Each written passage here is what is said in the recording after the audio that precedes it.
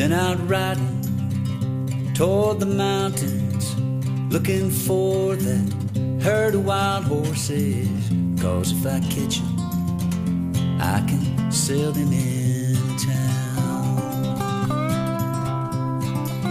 With a little gold I could buy a little piece of ground. I thought I had. Hello folks, you're watching Hernandez Ranch, Texas 16 South channel. Today, what I'm doing is I'm going to work on the land a little bit. It's been forecast to rain out here, and what I'm going to do is I'm going to get on my tractor. I've been on my tractor, as a matter of fact, and what I did, I went ahead and put this little ripper on the back of it, and I'm going to go ahead and tear up some more of the ground.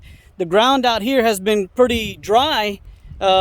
We haven't had much rain, so what's going on is I'm getting a lot of erosion and hard pan. Hard pan is when, you know, some of the top of the soil is so hard, the water, when it rains, it doesn't penetrate through. It just runs off and it just goes off somewhere else. It doesn't benefit your land.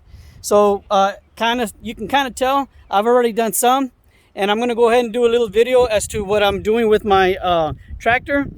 And it's actually called a subsoiler, now that I remember it. So it's a subsoiler I'm using to rip some large areas all the way up and down this little field here. And hopefully when the water, when it rains, when the water is going to go ahead and infiltrate into the soil and not just run off. And I'm going to be accompanied here by a couple of my goats here. That's Bonnie right there and the crew, and they'll stay out of the way. They know I got to do work. Every time I get up on the tractor, they go ahead and they don't get in the way. So stand by and I'll show you what I'm going to do. Well, sometimes it just doesn't work out. You know, I'd say they stay out of my way, but they decided they want to be right in front of the tractor while I'm subsoiling, so I had to lead them to a different pasture. Girls, let's go. Come on. Girls and boys, let's go. You do what you got to do to get the job done. So I'm going to put them in a different pasture while I go ahead and work on this side over here, which is where they're at, and they need me to do this over here so that that ground can get saturated with water and grow some type of pasture grass for them to eat, because it's bare. That way I don't have to keep buying hay. Well, it looks like the rain's moved off in a different direction for just a minute or so, I guess. Maybe it'll come back this way. But I'm going to go ahead and take this time to introduce you to the gang here, since they made a cameo appearance earlier. Over here, that's April. That's Charlotte. Thank you, Charlotte, for looking, aka Grandota. Over here, let me see who we have here. Oh yeah, this is Bonnie, the protector of the Hernandez Ranch. Nobody can step foot on this ranch without her going after them. Let's see who we have over here. We have Dakota. We have Lexi over there. That's Bailey right there. That's Bonnie's baby. This is Bud. And then where's that other one? Right there in the middle, that's Sissy. And that one eating that acacia tree is April. Here we have Dee Dee. And here's my little Dottie. Those guys over here eating off of this round bale. We have Wyatt, and we have she just went around the back of the bale. That's Cheyenne. And this is Mila right here.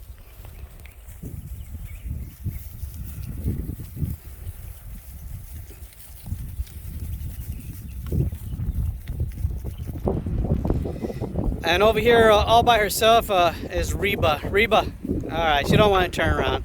But anyway, guys, that's our gang here, gang of goats.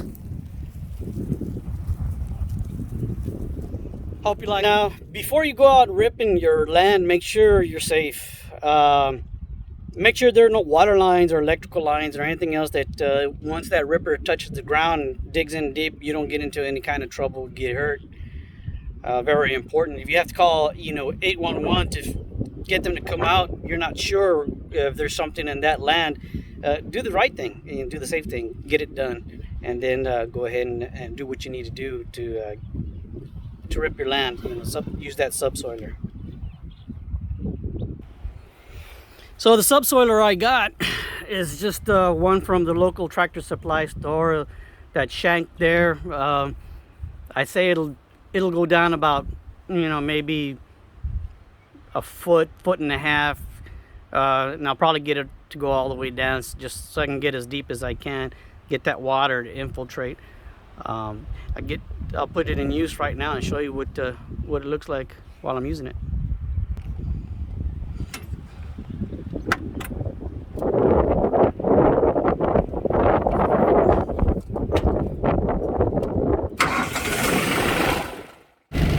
So when I use the subsoiler, I put it in the lowest range, but I put it in my highest gear. I put it on 4. That way I get enough speed, but enough torque out of the tractor to do the job.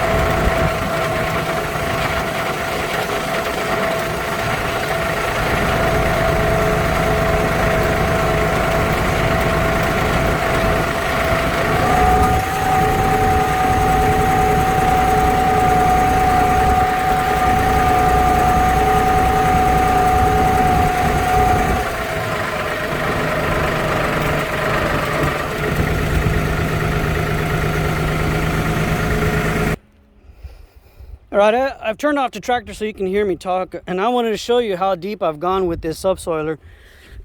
I went a little deeper, a little further back, but I had to bring it up because it got stuck, and the tractor just wasn't pulling it through. But I did get down about this deep, so about another 4 or 5 inches. And here's the trench that I made. So it's not very wide, and it's not meant to be wide.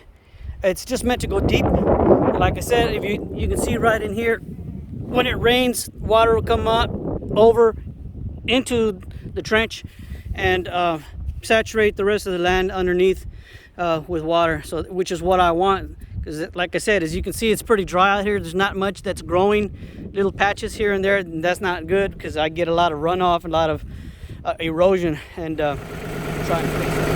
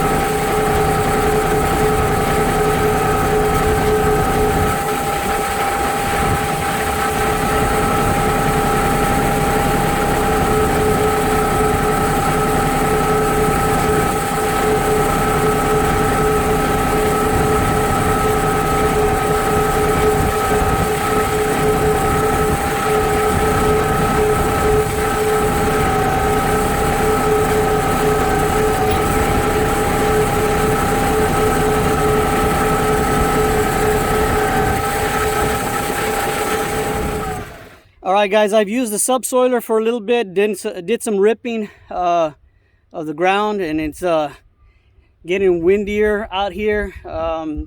Looks like it may want to rain pretty soon, so I'm going to go ahead and call it quits. I don't want to be out here when it starts to storm, and especially if there's some kind of lightning here. But anyway, the subsoiler right here, you think you need one? Get your own!